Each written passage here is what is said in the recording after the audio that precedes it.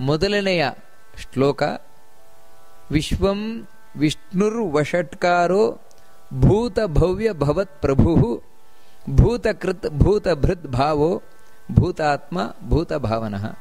ವಿಷ್ಣು ಸಹಸ್ರನಾಮ ಸ್ತೋತ್ರ ಅಂದರೆ ಬರೀ ಉದ್ದ ಹೇಳಿಕೊಂಡು ಹೋಗೋದಷ್ಟೇ ಅಲ್ಲ, ಆ ನಾಮಗಳ ಅರ್ಥವನ್ನು ತಿಳ್ಕೊಳ್ಳೋದು ಮುಖ್ಯ. ಅದರಲ್ಲಿ ಮೊದಲನೆಯ ಮಂತ್ರದಲ್ಲಿ ವಿಷ್ಣು ಅನ್ನುವಂತ ಹೇಳೋದು ಅದು ಮೊದಲನೆಯದ್ದು. ಇನ್ನು ಎರಡನೆಯದ್ದು, ಮೊದಲನೆಯದು ವಿಶ್ವಂ, ಎರಡನೆಯದು ವಿಷ್ಣು, ಮೂರನೆಯದು ವಷಟ್ಕಾರ, ನಾಲ್ಕನೆಯದ್ದು ಭೂತ ಭವ್ಯ ಭವತ್ ಪ್ರಭು, ಐದನೆಯದ್ದು ಭೂತಕೃತ್, ಆರನೆಯದ್ದು ಭೂತಭೃತ್, ಏಳನೆಯದ್ದು ಭಾವ, ಎಂಟನೆಯದ್ದು ಭೂತಾತ್ಮ, ಒಂಬತ್ತನೆಯ ನಾಮ ಭೂತ ಭಾವನಃ. ಇದಿಷ್ಟು ವಿಷ್ಣು ಸಹಸ್ರನಾಮದ ಮೊದಲ ಶ್ಲೋಕದಲ್ಲಿ ಬಂದಿರುವಂತಹ ಭಗವಂತನ ರೂಪಗಳು.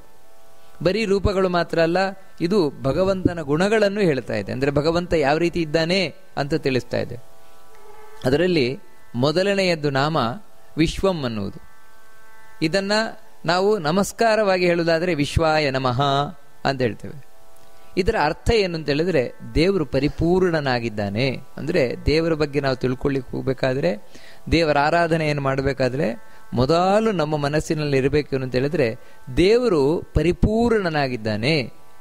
ಅದಕ್ಕೆ ಅವನಿಗೆ ಬ್ರಹ್ಮ ಅಂತ ಕರೀತಾರೆ ದೇವರಿಗೆ. ಯಾಕಂದ್ರೆ ಪರಿಪೂರ್ಣನಾಗಿರುವುದರಿಂದ ಯಾವುದೂ ಕೊರತೆ ಇಲ್ಲ ದೇವರಲ್ಲಿ.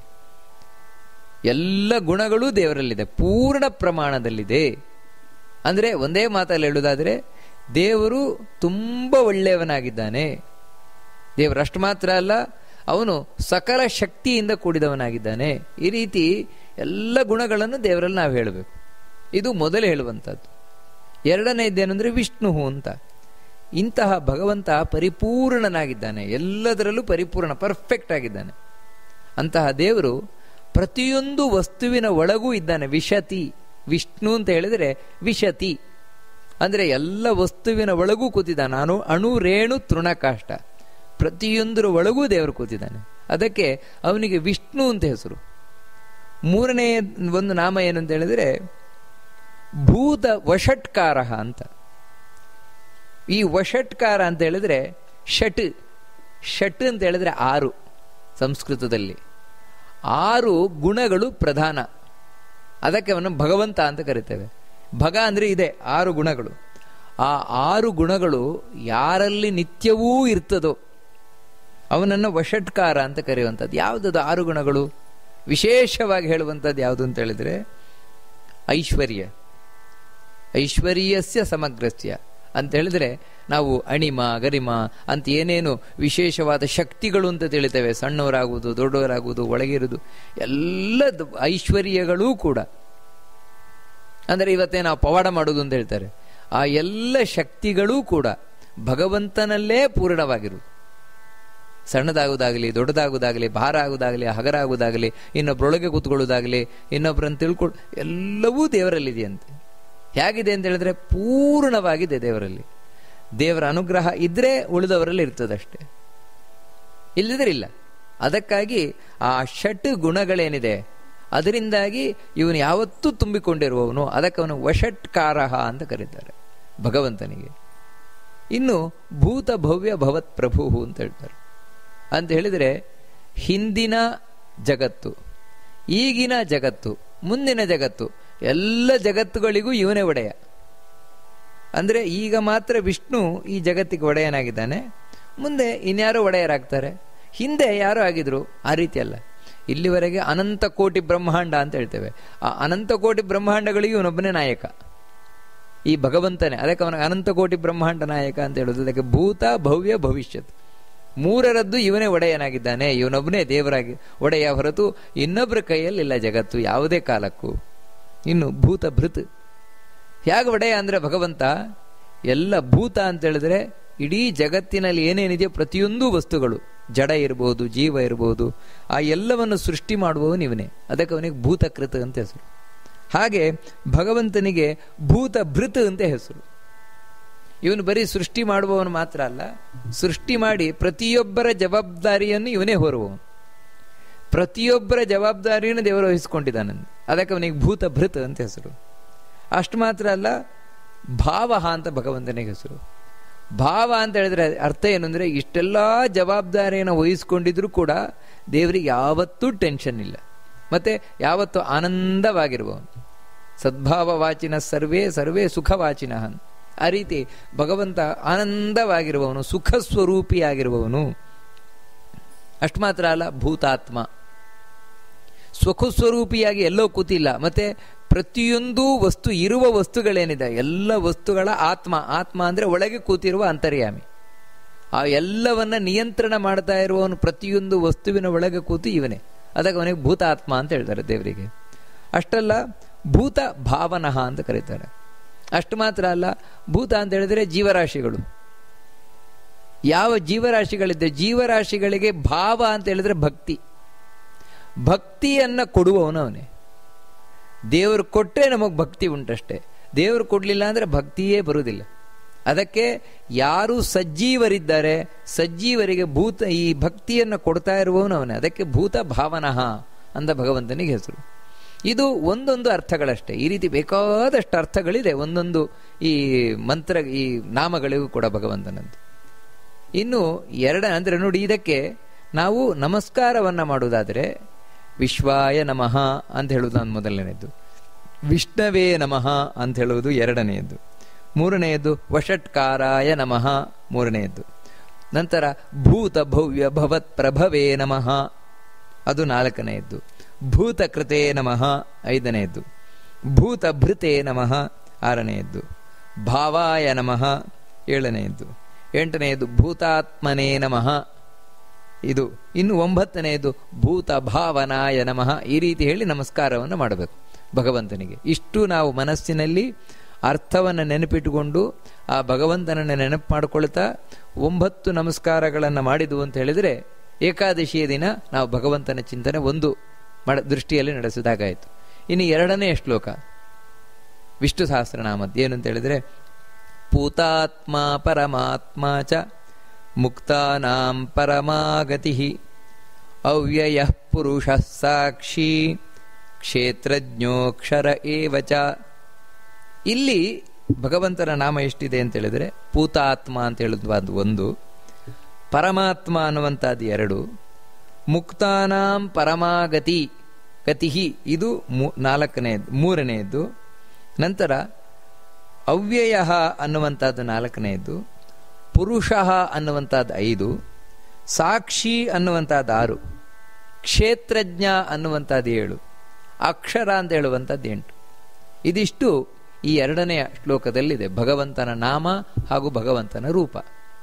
ಅದರೆಲ್ಲ ಅರ್ಥ ಏನು ಅಂತ ಹೇಳಿದ್ರೆ, ಪೂತಾತ್ಮ ಅಂತ ಹೇಳಿದ್ರೆ ಭಗವಂತ ಪವಿತ್ರವಾದ ಸ್ವರೂಪವುಳ್ಳವನು. ಪೂತ ಅಂದರೆ ಪವಿತ್ರ, ಪವಿತ್ರವಾದ ಸ್ವರೂಪವುಳ್ಳವನು. ಅದಕ್ಕಾಗಿ ದೇವರು ಎಲ್ಲೆಲ್ಲಿರ್ತಾನೋ ಅದೇ ಮಡಿ, ದೇವರೆಲ್ಲಿರ್ತಾನೋ ಅದೇ ಶುದ್ಧ. ದೇವರಿಲ್ಲ ಅಂದರೆ ಅದು ಶುದ್ಧವೇ ಇಲ್ಲ. ಭಾಗವತ ಅದನ್ನು ಸ್ಪಷ್ಟ ಹೇಳುತ್ತದೆ. ಮಡಿ ಶುದ್ಧ ಅಂತ ಹೇಳಿದ್ರೆ ದೇವರ ಸನ್ನಿಧಾನ ಇರುವಲ್ಲೇ ಶುದ್ಧ. ಯಾಕಂದ್ರೆ ಅವನು ಪೂತಾತ್ಮ, ಶುದ್ಧವಾದ ಸ್ವರೂಪವುಳ್ಳವ, ಪವಿತ್ರವಾದ ಸ್ವರೂಪವುಳ್ಳವ.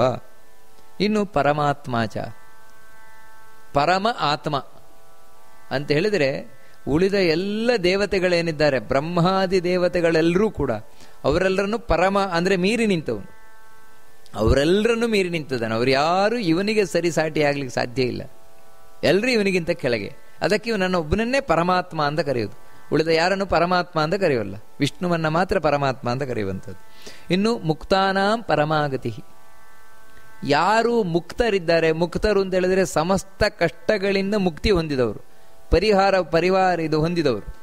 ಅಂತಹ ಸಮಸ್ತ ಕಷ್ಟಗಳಿಂದ ಬಿಡುಗಡೆ ಹೊಂದಿದವರೇನಿದ್ದಾರೆ ಅಂಥವರೆಲ್ಲರಿಗೂ ಇವನೇ ಆಶ್ರಯ, ಕಟ್ಟ ಕಡೆಯ ಆಶ್ರಯ. ಅಂದರೆ ಇವನನ್ನು ಆಶ್ರಯಿಸಿದರೆ ಮಾತ್ರ ನಾವು ಮುಕ್ತರಾಗ್ಲಿಕ್ಕೆ ಸಾಧ್ಯ, ಎಲ್ಲ ಕಷ್ಟಗಳಿಂದ ಬಿಡುಗಡೆ ಹೊಂದಲಿಕ್ಕೆ ಸಾಧ್ಯ, ಮತ್ತೆ ಯಾವತ್ತಿಂದ ಯಾವತ್ತಿಗೂ ಮುಕ್ತಿಯನ್ನು ಪಡೀಲಿಕ್ಕೆ ಸಾಧ್ಯ.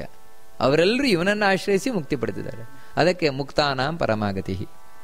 ಇಂತಹ ಭಗವಂತ ಅವ್ಯಯ.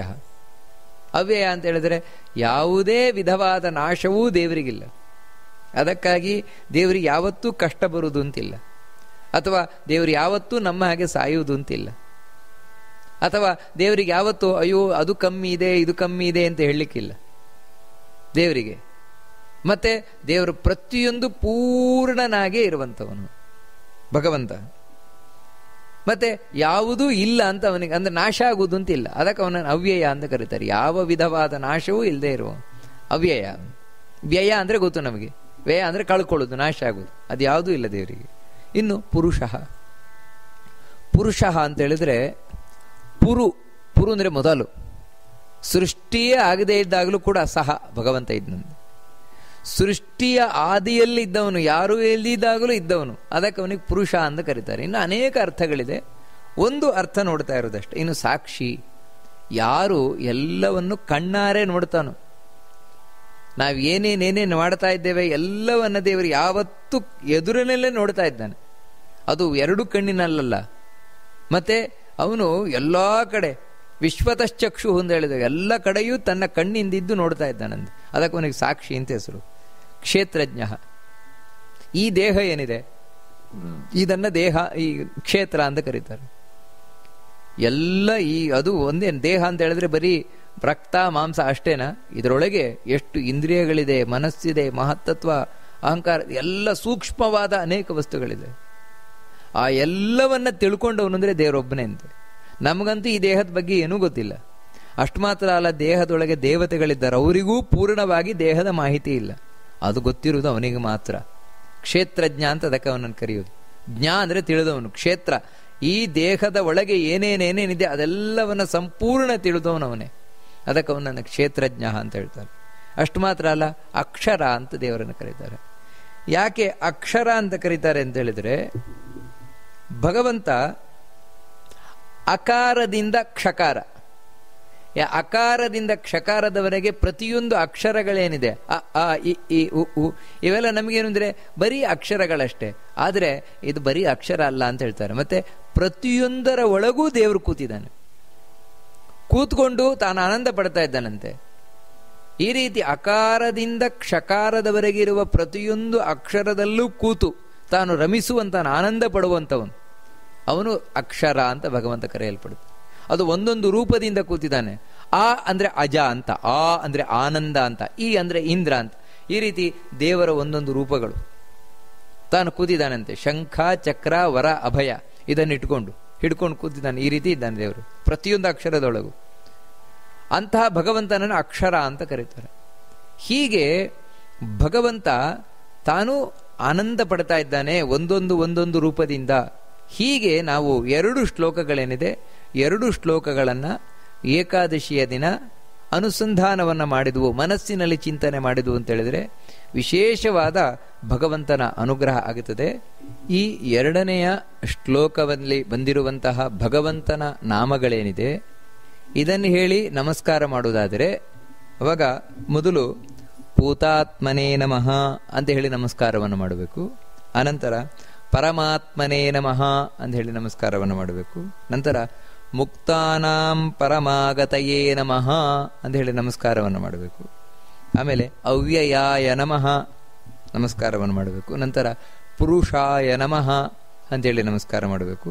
ಆನಂತರ ಸಾಕ್ಷಿಣೇ ನಮಃ ಅಂತ ಹೇಳಿ ನಮಸ್ಕಾರ ಮಾಡಬೇಕು. ನಂತರ ಕ್ಷೇತ್ರಜ್ಞಾಯ ನಮಃ ಅಂತ ಹೇಳಿ ನಮಸ್ಕಾರವನ್ನು ಮಾಡಬೇಕು. ನಂತರ ಅಕ್ಷರಾಯ ನಮಃ ಅಂತ ಹೇಳಿ ನಮಸ್ಕಾರವನ್ನು ಮಾಡಬೇಕು. ಹೀಗೆ ಇಷ್ಟು ನಾವು ನಮಸ್ಕಾರವನ್ನು ನಮಃ ನಮಃ ಅಂತ ಹೇಳಿ ನಮಸ್ಕಾರ ಮಾಡಿದರೆ 2ನೆಯ ಶ್ಲೋಕದಲ್ಲಿ ಯಾವ ರೂಪಗಳು ಹೇಳಲ್ಪಟ್ಟಿದೆಯೋ ಆ ರೂಪಗಳಿಗೆ ನಮಸ್ಕಾರ ಮಾಡಿದಾಗ್ತದೆ. ಇನ್ನು 3ನೆಯ ಶ್ಲೋಕ ವಿಷ್ಣು ಸಹಸ್ರನಾಮದ್ದು. ಯೋಗೋ ಯೋಗವಿದಾಂ ನೇತಾ ಪ್ರಧಾನ ಪುರುಷೇಶ್ವರ. ನೋಡಿ, ಪುರುಷೇಶ್ವರ, ಪುರುಷೇಶ್ವರ ಅಲ್ಲ, ಪುರುಷ ಶ ಅಂತ ಬರಬೇಕಲ್ಲಿ, ಶ ಅಲ್ಲ, ಶ ಶ 2 ವ್ಯತ್ಯಾಸ ಇದೆ. ಪುರುಷೇಶ್ವರ ನಾರಸಿಂಹವಪು ಶ್ರೀಮಾನ್ ಕೇಶವ ಪುರುಷೋತ್ತಮ. ನೋಡಿ, ಪುರುಷೋತ್ತಮ, ಕೇಶವ ಪುರುಷೋತ್ತಮ ಈ ರೀತಿ ಬರಬೇಕು. ಇಲ್ಲಿ ಭಗವಂತನ ಯಾವ ಯಾವ ನಾಮಗಳು ಬಂದಿದೆ ಅಂತ ಹೇಳಿದರೆ, ಮೊದಲು ಯೋಗ ಅಂತ, ಯೋಗಾಯ ನಮಃ ಮೊದಲನೇ ಬಂದಿರುವಂತಹದ್ದು. 2ನೆಯದ್ದು ಯೋಗವಿದಾಂ ನೇತ, ಯೋಗವಿದಾಂ ನೇತ್ರೇ ನಮಃ ನಮಸ್ಕಾರ ಮಾಡುವುದಾದರೆ ದೇವರಿಗೆ ಈ ನಾಮವನ್ನು ಹೇಳಿ ದೇವರಿಗೆ ನಮಸ್ಕಾರ ಮಾಡುವುದಾದರೆ.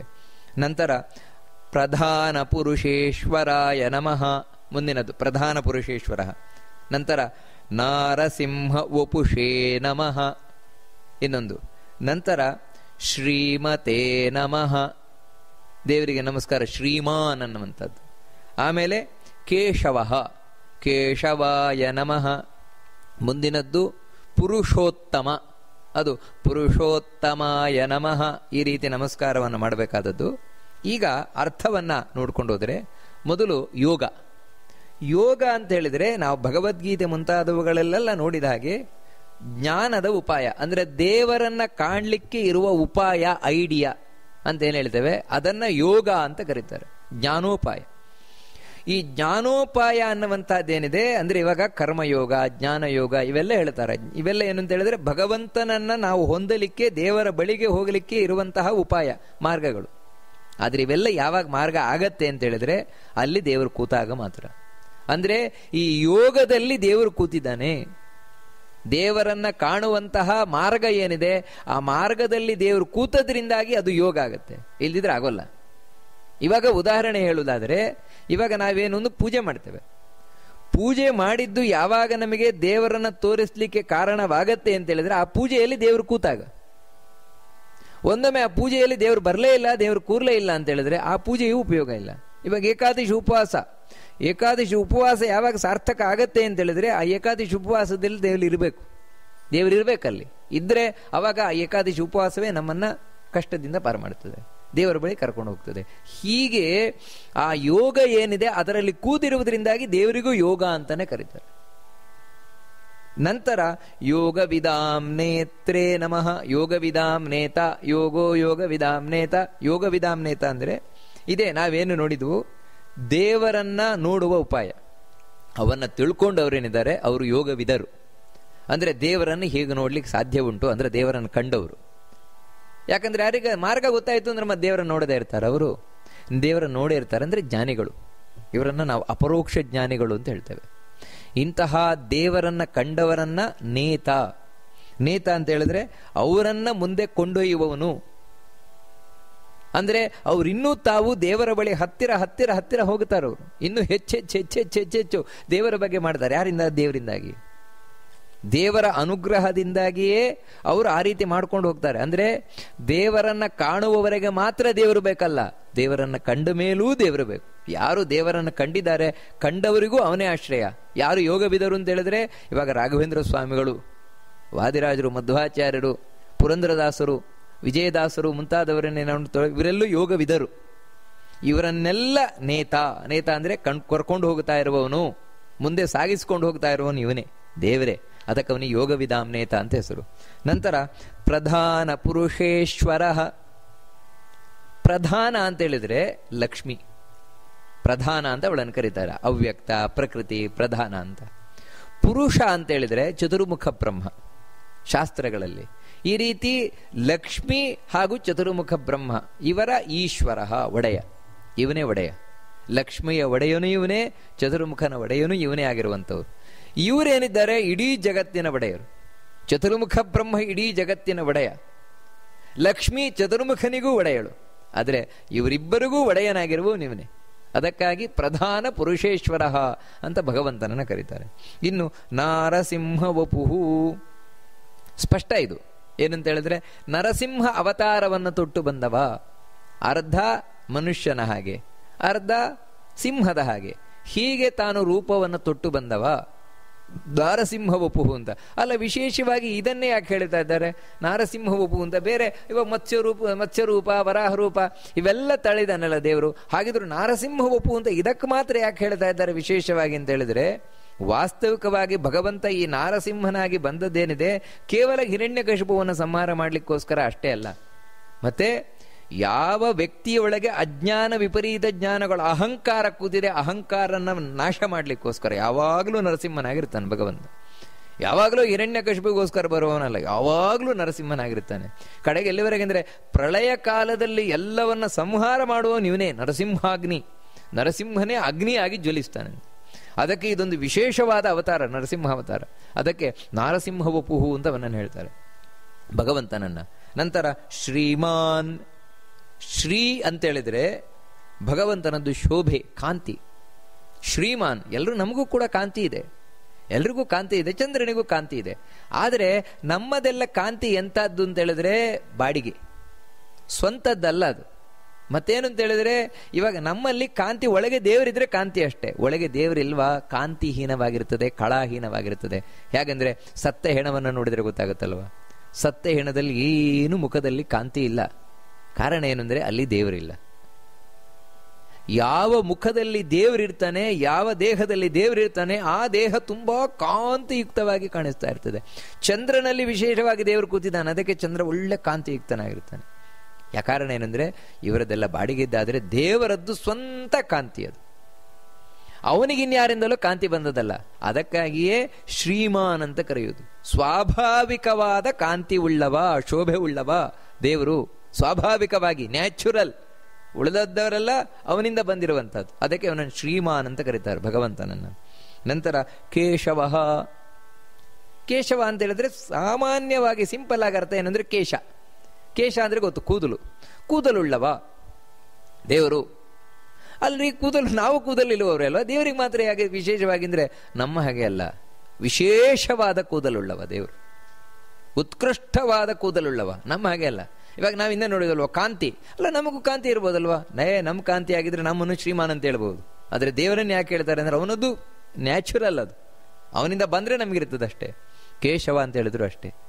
ದೇವರ ಕೂದಲೇನಿದೆ ನಮ್ಮ ಹಾಗೆ ಅಲ್ಲ, ನಮ್ಮ ಕೂದಲಲ್ಲ ಒಂದು. ಏನು ಅಂತ ಹೇಳಿದ್ರೆ ದೇವರ ಕೂದಲಿಗೂ ಕೂಡ ಏನು ಶಕ್ತಿ ಇದೆ ಅಂದ್ರೆ ಅವತಾರ ಮಾಡುವ ಶಕ್ತಿ ಇದೆ. ಅಂದ್ರೆ ದೇವರು ಬೇರೆ ಅಲ್ಲ, ದೇವರ ಕೂದಲು ಬೇರೆ ಅಲ್ಲ. ಅದೇ ಪುರಾಣಗಳಲ್ಲಿ ಬರ್ತದೆ, ಬ್ರಹ್ಮಾದಿ ದೇವತೆಗಳು ಪ್ರಾರ್ಥನೆ ಮಾಡಿದಾಗ ತನ್ನ 2 ಕೂದಲು ತೆಗೆದು ಕೆಳಗೆ ಹಾಕಿದ ಅಂತ. ಕಪ್ಪು ಕೂದಲು, ಬಿಳಿ ಕೂದಲು. ಆ ಕಪ್ಪು ಕೂದಲಿಂದ ಬಂದವನೇ ಕೃಷ್ಣ. ಅದೇ ಕೃಷ್ಣಕೇಶ ಶುಕ್ಲಕೇಶ ಅಂತ. ಬಿಳಿ ಕೂದಲಿಂದ ಬಂದವನೇ ಬಲಭದ್ರ. ಅಂದ್ರೆ ನೋಡಿ, ಕೂದಲಿಗೆ ಏನು ಸಾಮರ್ಥ್ಯ ಇದೆ, ನಮ್ಮ ಕೂದಲಿಗೆ ಏನಾದ್ರೂ ಸಾಮರ್ಥ್ಯ ಇದೆಯಾ? ಯಾರ ಕೂದಲಿಗೂ ಇಲ್ಲ. ಅದಕ್ಕಾಗಿ ಕೇಶವ ಅಂತ ಅವನನ್ನ ಮಾತ್ರ ಕರೆಯುವುದೇ ಹೊರತು ಬ್ರಹ್ಮಾದಿ ದೇವತೆಗಳು ಯಾರು ಕೇಶವರಲ್ಲ. ಯಾಕಂದ್ರೆ ಅವರು ಕೂದಲು ಈ ರೀತಿಯಲ್ಲ. ಅದಕ್ಕೆ ಅವನು ಕೇಶವ ಅಂತ ಭಗವಂತನನ್ನು ಕರೀತಾರೆ. ಇನ್ನು ಪುರುಷೋತ್ತಮ ಅಂತ. ವಾಸ್ತವಿಕವಾಗಿ ನಾವೆಲ್ಲರೂ ಪುರುಷರು ಅಂತ ಇಟ್ಕೊಂಡ್ರೆ, ಜೀವರೆಲ್ಲರೂ ಪುರುಷರು ಅಂದ್ರೆ ಗಂಡಸರು ಅಂತ ಮಾತ್ರ ಅರ್ಥ ಅಲ್ಲ, ಸಮಸ್ತ ಜೀವರು ಪುರುಷರು ಅಂತ ಇಟ್ಕೊಂಡ್ರೆ ಆ ಎಲ್ಲಾ ಜೀವರಿಗಿಂತಲೂ ಉತ್ತಮನಾಗಿರುವವನು ಭಗವಂತ. ಅದಕ್ಕೆ ಅವನನ್ನ ಪುರುಷೋತ್ತಮ ಅಂತ ಕರೀತಾರೆ. ನೋಡಿ, ಹೀಗೆ ಆ ಒಂದು ಶ್ಲೋಕದಲ್ಲಿ ಯೋಗೋ ಯೋಗವಿದಾಂ ನೇತ ಪ್ರಧಾನ ಪುರುಷೇಶ್ವರ ನಾರಸಿಂಹ ವಪು ಶ್ರೀಮಾನ್ ಕೇಶವ ಪುರುಷೋತ್ತಮ. ಇಷ್ಟು ನೋಡಿದ್ವು. ಮುಂದಿನ ಶ್ಲೋಕ ಸರ್ವಶರ್ವಶಿವಸ್ಥಾಣುರ್ಭೂತಾದಿರ್ ನಿಧಿರವ್ಯಯಃ ಸಂಭವೋ ಭಾವನೋ ಭರ್ತ ಪ್ರಭವ ಪ್ರಭುರೀಶ್ವರಃ. ಇಲ್ಲಿ ಸರ್ವಶರ್ವಶಿವಸ್ಥಾಣು ಈ ರೀತಿ ಹೇಳಿದ್ರೆ ತಪ್ಪದು. ಸರ್ವಶರ್ವಶಿವಸ್ಥಾಣು, ಸರ್ವಶರ್ವಶಿವ ಎಲ್ಲ ವಿಸರ್ಗ ಇದೆ ಅಲ್ಲಿ. ಅದಕ್ಕೆ ವಿಷ್ಣು ಸಹಸ್ರನಾಮ ಹೇಳುವುದಷ್ಟು ಸುಲಭ ಅಲ್ಲ. ಇವತ್ತು ಎಲ್ಲರೂ ಪುಸ್ತಕ ಇಟ್ಕೊಂಡು ವಿಷ್ಣು ಸಹಸ್ರನಾಮ ಹೇಳ್ತೇವೆ ಅಂತ ತಪ್ಪು ಹೇಳಿ ಪಾಪ ಕಟ್ಕೊಳ್ಬೇಡಿ. ಅದಕ್ಕೋಸ್ಕರ ಸ್ಪಷ್ಟ ಒಂದು ಉಚ್ಚಾರಣೆ ಸಾಧ್ಯ ಇದ್ರೆ ಹೇಳಬೇಕು, ಇಲ್ಲದೆ ಇದ್ರೆ ಅರ್ಥ ಮಾತ್ರ ತಿಳ್ಕೊಳ್ಬೇಕು, ಅದು ತೊಂದರೆ ಇಲ್ಲ. ಅಥವಾ ಸಪ್ರೇಟ್ ಆಗಿ ಹೇಳ್ಬೋದು, ಸರ್ವಾಯ ನಮಃ, ಶರ್ವಾಯ ನಮಃ, ಶಿವಾಯ ನಮಃ, ಈ ರೀತಿ ಹೇಳಲಿಕ್ಕೆ ತೊಂದರೆ ಇಲ್ಲ. ಆದರೆ ಶ್ಲೋಕ ರೂಪದಲ್ಲಿ ಸ್ಪಷ್ಟ ಉಚ್ಚಾರಣೆ ಬರಬೇಕು. ಸರ್ವಶರ್ವಶಿವಸ್ಥಾಣುರ್ಭೂತಾದಿರ್ ನಿಧಿರವ್ಯಯ. ನೋಡಿ, ಹೀಗೆ ಬರಬೇಕು. ಇಲ್ಲಿ ಭಗವಂತನ ಎಷ್ಟು ನಾಮಗಳನ್ನು ಹೇಳಿ ನಮಸ್ಕಾರ ಮಾಡ್ತಾ ಇದೆ ಅಂತ ಹೇಳಿದ್ರೆ, ಸರ್ವಾಯ ನಮಃ ಮೊದಲು ಸರ್ವಃ, ಇನ್ನು ಶರ್ವಃ, ಶರ್ವಾಯ ನಮಃ ನಮಸ್ಕಾರ ಮಾಡುವುದು ದೇವರಿಗೆ. ಆನಂತರ ಶಿವಾಯ ನಮಃ ದೇವರಿಗೆ ನಮಸ್ಕಾರ ಮಾಡುವುದು. ನಂತರ ಸ್ಥಾಣವೇ ನಮಃ ಮತ್ತೆ ದೇವರಿಗೆ ನಮಸ್ಕಾರ ಮಾಡುವಂಥದ್ದು. ನಂತರ ಭೂತಾದಯೇ ನಮಃ ಮತ್ತೆ ನಮಸ್ಕಾರ ಮಾಡುವಂಥದ್ದು. ನಂತರ ನಿಧಿರವ್ಯಯಾಯ ನಮಃ ದೇವರಿಗೆ ನಿಧಿರವ್ಯಯ ಅಂತ ಹೇಳುವಂತಹದ್ದು ಒಂದು ನಾಮ ಭಗವಂತನದ್ದು. ನಂತರ ಸಂಭವಾಯ ನಮಃ ದೇವರಿಗೆ ನಮಸ್ಕಾರ. ನಂತರ ಭಾವನಾಯ ನಮಃ ದೇವರಿಗೆ ನಮಸ್ಕಾರ ಮಾಡುವಂಥದ್ದು. ನಂತರ ಭರ್ತ್ರೇ ನಮಃ ದೇವರಿಗೆ ನಮಸ್ಕಾರ ಮಾಡುವಂಥದ್ದು. ಆಮೇಲೆ ಪ್ರಭವಾಯ ನಮಃ ದೇವರಿಗೆ ನಮಸ್ಕಾರ ಮಾಡುವಂಥದ್ದು. ನಂತರ ಈಶ್ವರಾಯ ನಮಃ ದೇವರಿಗೆ ನಮಸ್ಕಾರ ಮಾಡುವಂಥದ್ದು. ಅಂದರೆ ಇಷ್ಟು ದೇವರ ಹೆಸರುಗಳು ಬಂದಿದೆ. ಬರೀ ಹೆಸರಲ್ಲ, ಮತ್ತೆ ದೇವರ ಏನೇನು ಒಳ್ಳೆತನವನ್ನ ಗುಣಗಳನ್ನ ಇದು ಹೇಳ್ತಾ ಇದೆ ಅಂತ ಹೇಳಿದ್ರೆ, ಮೊದಲು ಸರ್ವಾಯ ನಮಃ. ಸರ್ವ ಅಂತ ದೇವರನ್ನ ಯಾಕೆ ಕರೀತಾರೆ ಅಂತ ಹೇಳಿದ್ರೆ, ಸರ್ವ ಅಂದ್ರೆ ಗೊತ್ತಲ್ವಾ ಎಲ್ಲ. ನಮಗೆ ಜೀವನದಲ್ಲಿ ಏನು ಬೇಕಿದೆಯೋ ಎಲ್ಲವನ್ನ ಕೊಡುವವನು ಅವನು. ಅದಕ್ಕಾಗಿ ಅವನನ್ನು ಸರ್ವ ಅಂತ, ಅಂದ್ರೆ ಸರ್ವವನ್ನೂ ಕೊಡುವುದರಿಂದಾಗಿ ಅವನು ಸರ್ವ. ಇನ್ನು ಅನೇಕ ಅರ್ಥಗಳಿದೆ, ಇದೊಂದೇ ಅರ್ಥ ಅಲ್ಲ. ನೀವು ಬೇರೆ ಬೇರೆ ಪುಸ್ತಕಗಳಲ್ಲಿ ಬೇರೆ ಬೇರೆ ಅರ್ಥವನ್ನು ನೋಡಿರಬಹುದು ವಿಷ್ಣು ಸಹಸ್ರನಾಮಕ್ಕೆ. ಅಯ್ಯೋ ಇದೇ ಹೇಳಿದ್ರಲ್ವ, ಆ ಅರ್ಥ ಹೇಳಿಲ್ವಲ್ಲ ಅಂತ ತಿಳ್ಕೊಳ್ಬೇಡಿ. ಅದು ಒಂದರ್ಥ, ಇದು ಒಂದರ್ಥ. ಯಾಕಂದ್ರೆ ಒಂದೊಂದು ನಾಮಕ್ಕೆ 100 ಅರ್ಥಗಳಿದೆ. ಅದರಲ್ಲಿ ನಾನು ಹೇಳ್ತಾ ಇರುವುದು ಸರಳವಾದ ಅರ್ಥವಾಗುವ ಒಂದು ಅರ್ಥವನ್ನು ಹೇಳ್ತಾ ಇದ್ದೇನೆ ಅಷ್ಟೆ. ಅದರಿಂದಾಗಿ ಸರ್ವಾಯ ನಮಃ ಅಂದರೆ ಒಬ್ಬ ವ್ಯಕ್ತಿಗೆ ಉದ್ಧಾರಕ್ಕೆ ಬೇಕಾದ ಸರ್ವವನ್ನೂ ಕೊಡುವವನು. ನಂತರ ಶರ್ವಾಯ ನಮಃ, ದೇವರಿಗೆ ಶರ್ವ. ನಿಜವಾಗಲೂ ಈ ಶರ್ವ ಅನ್ನುವಂಥದ್ದು ಲೋಕದಲ್ಲಿ ಶಿವನಿಗೆ ಪ್ರಸಿದ್ಧವಾದ ಹೆಸರು. ಆದರೆ ಇಲ್ಲಿ ಶರ್ವಾಯ ನಮಃ ಅಂತ ವಿಷ್ಣುವಿಗೆ ಹೇಳ್ತಾ ಇದ್ದಾರೆ. ಓ ಶಿವ ವಿಷ್ಣು ಇಬ್ರು ಒಬ್ಬನೇ ಆ ರೀತಿ ಹೇಳ್ತಾ ಇದ್ದಾರೆ ಅಂದರೆ ಖಂಡಿತ ತಿಳ್ಕೊಳ್ಬೇಡಿ. ಯಾಕಂದ್ರೆ ವಿಷ್ಣು ಸಹಸ್ರನಾಮವನ್ನು ಹೇಳ್ತಾ ಇರುವ ಮಹಾಭಾರತಕ್ಕೆ ಇದು ಅರ್ಥ ಈ ರೀತಿ ಹೇಳಿದ್ರೆ ತಪ್ಪು. ಯಾಕಂತ ಹೇಳಿದ್ರೆ ವಿಷ್ಣು ಸಹಸ್ರನಾಮ ಮಹಾಭಾರತಕ್ಕೆ ಇದು ಒಪ್ಪಿಗೆ ಅಲ್ಲ. ಮಹಾಭಾರತ ಸ್ಪಷ್ಟ ಹೇಳ್ತಾ ಇದೆ, ಬ್ರಹ್ಮ ಬೇರೆಯೇ, ವಿಷ್ಣು ಬೇರೆಯೇ, ಶಿವ ಬೇರೆನೆ ಅಂತ. ಅದಕ್ಕಾಗಿ ನಾವು ಯಾವುದಕ್ಕೆ ಅರ್ಥ ಮಾಡಬೇಕಾದ್ರೂ ಮೊದಲು ಮೂಲ ನೋಡಬೇಕು, ಮಹಾಭಾರತದಲ್ಲಿ ಏನು ಹೇಳಿದೆ ಅಂತ. ಅದರಿಂದಾಗಿ ಇಲ್ಲಿ ಶರ್ವ ಅಂತ ಹೇಳಿದ್ರೆ ಅರ್ಥ ಏನಂದ್ರೆ, ಶರ್ವ ಅಂತ ಹೇಳಿದ್ರೆ ಶೃಣೋತಿ, ನಾಶ ಮಾಡ್ತಾನೆ, ಸಂಹಾರಕ ಶಕ್ತಿಯಾದವನು ಶಿವ. ಆದರೆ ಶಿವ ತಾನೇ ಸಂಹಾರ ಮಾಡೋದಲ್ಲ, ಶಿವನೊಳಗೆ ವಿಷ್ಣುವೇ ನಿಂತು ಸಂಹಾರ ಮಾಡ್ತಾನೆ. ಯಾವ ರೂಪದಿಂದ ಅಂದ್ರೆ ಶರ್ವ ಎಂಬ ರೂಪದಿಂದ. ಆ ಶರ್ವನ ಒಳಗೆ, ಶರ್ವ ಅಂದ್ರೆ ಶಿವ ಏನಿದ್ದಾನೆ, ಶಿವನೊಳಗೆ ತಾನು ಶಿವರೂಪದಲ್ಲಿ ನಿಂತು ಸಂಹಾರ ಮಾಡ್ತಾನೆ ವಿಷ್ಣು. ಅದಕ್ಕೆ ಅವನಿಗೆ ಶರ್ವ ಅಂತ ಹೆಸರು. ನಂತರ ಶಿವಾಯ ನಮಃ. ಶಿವ, ಶಿವ ಅಂತ ಹೇಳಿದ್ರೆ ನಮಗೆ ಅಯ್ಯೋ ಶಿವ ಅಂದ್ರೆ ಶಿವ ಅಲ್ವಾ? ಹೌದು, ಶಿವ ಅಂತ ಯಾಕೆ ವಿಷ್ಣುವಿಗೆ ಹೇಳ್ತಾರೆ ಅಂತ ಹೇಳಿದ್ರೆ, ಅತ್ಯಂತ ಮಂಗಳಕರ ಸ್ವರೂಪವುಳ್ಳವನು. ದೇವರ ಸ್ವರೂಪವೇ ಮಂಗಳಕರ. ಶಿವನನ್ನು ವಾಸ್ತವಿಕವಾಗಿ ಮಂಗಳ ಅಂತ ಹೇಳ್ತೇವೆ. ಯಾಕಂದ್ರೆ ಶಿವನ ನಾಮ ಏನಿದೆ, ಯಾರನ್ನ ನಾವು ಶಿವ ಶಂಕರ ಅಂತ ಹೇಳ್ತೇವೆ, ಅವರು ಕೂಡ ಯಾಕೆ ಪವಿತ್ರ ಅಂತ ಹೇಳಿದ್ರೆ ಗಂಗೆಯನ್ನು ಧರಿಸಿದ್ದಾನೆ. ಅವನ ನಾಮಸ್ಮರಣೆ ಮಂಗಳಕರ. ಕಾರಣ ಏನಂದ್ರೆ ಅವನೊಳಗೆ ವಿಷ್ಣು ಕೂತಿದ್ದಾನೆ. ಮಂಗಳಕರನಾದ ವಿಷ್ಣು ಶಿವ ಕೂತಿರುವುದರಿಂದಾಗಿ ಶಿವ ಶಿವೋಭೂತ್ ಅಂತ ಭಾಗವತ ಹೇಳಿದಾಗೆ ಶಿವ ಶಿವನಾಗಿ ನಿಜವಾಗ್ಲೂ ಶಿವನಾಗಿರುವವನು ವಿಷ್ಣುವೇ, ಪರಮ ಮಂಗಳ ಸ್ವರೂಪಿ. ಇದು ಅರ್ಥ ಶಿವ ಅಂತ ಹೇಳುವಂಥದ್ದು. ನಂತರ ಸ್ಥಾಣು, ಇದು ಶಿವನನ್ನೇ ಕರೆಯೋದು ನೋಡಿ ವಾಸ್ತವಿಕವಾಗಿ ಲೋಕದಲ್ಲಿ. ಆದರೆ ಇದು ನಿಜವಾಗ್ಲೂ ವಿಷ್ಣುವಿನ ಹೆಸರು, ಸ್ಥಾಣು ಅನ್ನುವಂಥದ್ದು. ಯಾಕೆ ಸ್ಥಾಣು ಅಂತ ಕರೀತಾರೆ ಅಂದರೆ, ಸ್ಥಾಣು ಅಂದರೆ ಕಂಬ ಅಂತ ಅರ್ಥ. ಕಂಬ ಅಂದರೆ ಕಂಬದ ಹಾಗೆ ಅಚಲವಾಗಿರುವ ಕಂಬ, ಯಾವತ್ತೂ ಚಲಿಸುವುದಿಲ್ಲ. ಹಾಗೆ ವಿಷ್ಣು ಯಾವತ್ತೂ ಚಲಿಸುವುದಿಲ್ಲ. ಚಲಿಸುವುದಿಲ್ಲ ಅಂದ್ರೆ ಅರ್ಥ ಏನಂದ್ರೆ ಜಡದ ಹಾಗೆ ನಿಂತಿರ್ತಾನ ಅಂತ ಅರ್ಥ ಅಲ್ಲ. ಮತ್ತೇನಂದ್ರೆ ಉಪನಿಷತ್ತು ಹೇಳ್ತದೆ, ದೇವರು ನಿಂತೇ ಎಲ್ಲರನ್ನ ದಾಟಿ ಗೆದ್ದು ಬಿಡ್ತಾನೆ ಅಂತ. ಅಂದ್ರೆ ಎಲ್ಲಾ ಕಡೆ ಇರುವವನು ದೇವರು. ಎಲ್ಲಾ ಕಡೆ ಇರುವವನು ಇಲ್ಲಿಂದ ಅಲ್ಲಿಗೆ ಹೋಗುದು ಅಂದ್ರೆ ಏನರ್ಥ? ಎಲ್ಲಾ ಕಡೆ ಇದ್ದಾನಲ್ವ ಅವನು, ಅಚಲನಾಗಿರುವವನು ದೇವರು, ಯಾವತ್ತು ಒಂದೇ ಕಡೆ ಇರುವಂತವನು. ಮತ್ತೆ ತನ್ನ ಮಹಿಮೆಯಿಂದ ಎಲ್ಲಾ ಕಡೆ ಸಂಚಾರ ಮಾಡ್ತಾನೆ, ಅದು ಬೇರೆ ಪ್ರಶ್ನೆ.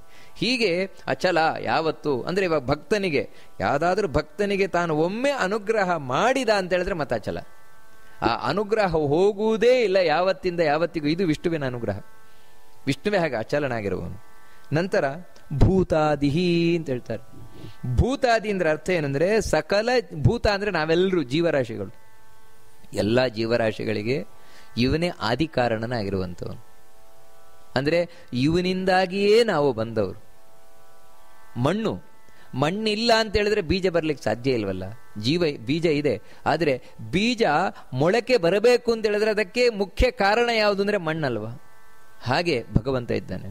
ನಾವು ಬೀಜ ಇದ್ದ ಹಾಗೆ, ನಮಗೆ ಮಣ್ಣಿನ ಹಾಗೆ ಭಗವಂತ ಕಾರಣನಾಗಿದ್ದಾನೆ ಹೊರಗೆ ಬರಲಿಕ್ಕೆ. ಅದಕ್ಕಾಗಿ ಅವನು ಭೂತಾದಿ.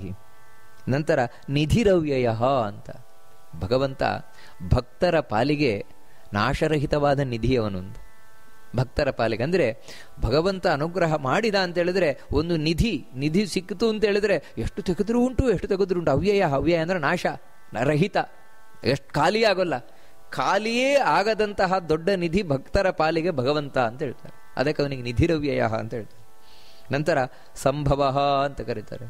ಸಂಭವ ಅಂತ ದೇವರನ್ನು ಯಾಕೆ ಕರೀತಾರೆ ಅಂತ ಹೇಳಿದ್ರೆ, ಅಂದ್ರೆ ಸಮ್ಯಕ್, ಚೆನ್ನಾಗಿ, ಭವ ಈ ಜಗತ್ತು ಚೆನ್ನಾಗಿದೆ ಅಂದ್ರೆ ದೇವರಿಂದ, ಹಾಳಾಗುತ್ತಾ ಇದೆ ಅಂದ್ರೆ ಕಲಿಗಳಿಂದ.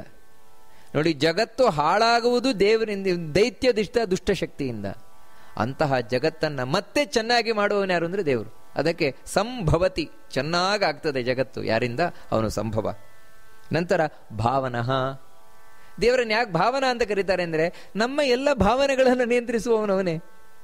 ಎಲ್ಲರ ಮನಸ್ಸಿನ ಒಳಗೆ ಕೂತು ಆ ಮನಸ್ಸಿನ ಒಳಗಿರುವ ಭಾವನೆಗಳೇನಿದೆ ಆ ಭಾವನೆಗಳನ್ನೆಲ್ಲ ಮೇಲೆ ಬರುವಂತೆ ಮಾಡುವವನವನೇ, ಪ್ರೇರೇಪಿಸುವವನವನೇ. ಅದಕ್ಕೆ ಅವನಿಗೆ ಭಾವನಾ ಅಂತ ಹೆಸರು. ನಂತರ ಭಗವಂತನಿಗೆ ಭರ್ತ ಅಂತ ಕರೀತಾರೆ. ಭರ್ತ ಅಂದರೆ ಹೊರುವವನು. ಇಡೀ ಜಗತ್ತನ್ನ ಕೆಳಗೆ ಕೂರ್ಮನಾಗಿ ಹೊತ್ತು ನಿಂತಿದ್ದಾನೆ. ಅದಕ್ಕಿಂತ ಕೆಳಗೆ ಭಗವಂತ ತಾನು ಪರಮ ಪುರುಷನಾಗಿ ಎಲ್ಲವನ್ನ ಹೊತ್ತು ನಿಂತಿದ್ದಾನೆ. ನಾವು ಕೂತಿದ್ದೇವೆ ಅಂತ ಹೇಳಿದ್ರೆ, ನಾವು ನಿಂತಿದ್ದೇವೆ ಅಂದರೆ ಈ ಭೂಮಿ ಹೇಗಿದೆ ಇದನ್ನು ಶಾಸ್ತ್ರಗಳು ಹೇಳ್ಕೊಂಡು ಬರ್ತದೆ. ಕೆಳಗೆ ಎಲ್ಲಕ್ಕಿಂತ ಕೆಳಗೆ ಕೆಳಗೆ ಕೆಳಗೆ ಕೆಳಗೆ ಹೋದ್ರಿರುವಂತಹದ್ದು ಪರಮ ಪುರುಷ ಅಂದ್ರೆ ಭಗವಂತ ನಾರಾಯಣ. ಅವನು ಎಲ್ಲಕ್ಕೂ ಮೂಲಾಧಾರವಾಗಿ ಇದ್ದಾನಂತೆ. ಯಾಕಂದ್ರೆ ಪುಟ್ಟ ಮಗುವಿಗೆ ಹೋಗ್ಲಿಕ್ಕೆ ಆಗೋಲ್ಲ ಅಂದ್ರೆ ಅಪ್ಪನೇ ಎತ್ತುಕೊಳ್ಬೇಕು ತಾನೆ. ಹಾಗೇನೆ ಭಗವಂತ ತಾನು ಪರಮಪುರುಷನಾಗಿ ಇದ್ದಾನೆ. ಅವನ ಮೇಲೆ ಲಕ್ಷ್ಮಿ ಇದ್ದಾಳೆ, ಆಧಾರ ರೂಪಿಣಿ ಶಕ್ತಿಯಾಗಿ. ಅವಳ ಮೇಲೆ ಕೂರ್ಮ ಇದ್ದಾನೆ, ಮತ್ತೆ ಕೂರ್ಮ ರೂಪದಿಂದ ವಿಷ್ಣು ಇದ್ದಾನೆ. ಆ ಕೂರ್ಮನ ಮೇಲೆ ಶೇಷ ಇದ್ದಾನೆ. ಆ ಶೇಷನ ಮೇಲೆ 1,000 ತಲೆಯ ಶೇಷನ ಒಂದು ಹೆಡೆಯ ಮೇಲೆ ಈ ಭೂಮಿ ನಿಂತಿದೆ. ಆ ಭೂಮಿ ಒಳಗೆ ನಾವಿದ್ದೇವೆ. ಹೀಗೆ ಎಲ್ಲದಕ್ಕೂ ಮೂಲಾಧಾರ ಅವನು. ಅದಕ್ಕೋಸ್ಕರ ಅವನನ್ನು ಭರ್ತ ಅಂತ ಕರೀತಾರೆ ಭಗವಂತನನ್ನ. ನಂತರ ಪ್ರಭವ ಅಂತ ಹೇಳಿದ್ರೆ, ನಾವು ಯಾರ ಅನುಗ್ರಹದಿಂದಾಗಿ ಅಂದ್ರೆ ಪ್ರಕೃಷ್ಟ ಚೆನ್ನಾಗಿ ಭವ ಆಗ್ತೇವೋ, ಯಾರ ಅನುಗ್ರಹದಿಂದಾಗಿ ನಾವು ಶ್ರೇಷ್ಠರಾಗ್ತೇವೋ ಜಗತ್ತಿನಲ್ಲಿ, ಅವನು ಪ್ರಭವ. ಅಂದ್ರೆ ಈ ಪ್ರಭಾವ ಅಂತ ದೇವರನ್ನು ಉಪಾಸನೆ ಮಾಡಿದರೆ ನಾವು ಶ್ರೇಷ್ಠರಾಗ್ತೇವೆ. ನಂತರ ಪ್ರಭು ಅಂತ ದೇವರನ್ನು ಯಾಕೆ ಕರೀತಾರೆ ಅಂದ್ರೆ ಸರ್ವ ಸಮರ್ಥ. ಏನನ್ನ ಬೇಕಾದ್ರೆ ದೇವರು ಮಾಡ್ತಾನಂತೆ. ದೇವರಿಗೆ ಆಗೋಲ್ಲ ಅಂತ ಹೇಳೋದೊಂದು ಇಲ್ವೇ ಇಲ್ಲ. ಅದಕ್ಕೆ ಅವನನ್ನು ಪ್ರಭು ಅಂತ ಕರೀತಾರೆ. ನಂತರ ಈಶ್ವರ ಅಂತ ಕರೀತಾರೆ ದೇವರನ್ನು. ಯಾಕೆ ಈಶ್ವರ ಅಂತ ಕರೀತಾರೆ ಅಂತ ಹೇಳಿದ್ರೆ, ಯಾರು ಈಶ್ವರು ಅಂತ ಹೇಳಿದ್ರೆ ಸಮರ್ಥರಾಗಿರುವವರು, ಕೇಪಬಲ್ ಪರ್ಸನ್ಸ್. ನಾವು ನೀವು ಅಂತಲ್ಲ. ಮತ್ತೆ ಬ್ರಹ್ಮಾದಿ ದೇವತೆಗಳು, ಆ ಬ್ರಹ್ಮಾದಿ ದೇವತೆಗಳು ಒಂದೊಮ್ಮೆ ಸಮರ್ಥರು ಅಂತಾದ್ರೆ ಇವನು ವರ ಅಂದ್ರೆ ಸಮರ್ಥರಲ್ಲೂ ಶ್ರೇಷ್ಠನಾದವು. ಅಂದ್ರೆ ಇವನಷ್ಟು ಸಾಮರ್ಥ್ಯವುಳ್ಳವರು ಇವನಿಗಿಲ್ವೇ ಇಲ್ಲ. ಸಮರ್ಥರಿಗೂ ಸಮರ್ಥನಾದವನು. ಅದಕ್ಕೋಸ್ಕರ ಆ ಭಗವಂತನನ್ನ ಈಶವರ, ಅವನು ಈಶ್ವರ ಅಂತ ಕರೀತಾರೆ. ಇನ್ನು ಮುಂದಿನದ್ದು ಶ್ಲೋಕದ ಅರ್ಥ ಹಾಗೂ ಅದು ಯಾವ ರೀತಿ ಉಚ್ಚಾರಣೆ ಮಾಡಬೇಕು ಅಂತ. ಸ್ವಯಂಭೂ ಶಂಭುರಾದಿತ್ಯ ಪುಷ್ಕರಾಕ್ಷೋ ಮಹಾಸ್ವನಃ ಅನಾದಿನಿಧನೋ ಧಾತಾ ವಿಧಾತಾ ಧಾತುರುತ್ತಮಃ. ನೋಡಿ, ಈ ರೀತಿ ಇದನ್ನು ಹೇಳಬೇಕಾದದ್ದು. ಅಂದ್ರೆ ಇಲ್ಲಿ ಸ್ವಯಂಭೂ ಮಹಾಪ್ರಾಣ, ಸ್ವಯಂಭೂ ಶಂಭುರಾದಿತ್ಯ, ಅಲ್ಲಿ ವಿಸರ್ಗ ಇದೆ. ಸ್ವಯಂಭೂ ಅಂತ ಈ ರೀತಿ ಅರ್ಧ ವಿಸರ್ಗವನ್ನು ಹೇಳಿ, ಶಂಭುರಾದಿತ್ಯ ಪುಷ್ಕರಾಕ್ಷೋ ಮಹಾಸ್ವನಃ ಅನಾದಿ ನಿಧನೋ ಧಾತಾ ವಿಧಾತ ಧಾತುರುತ್ತಮಃ.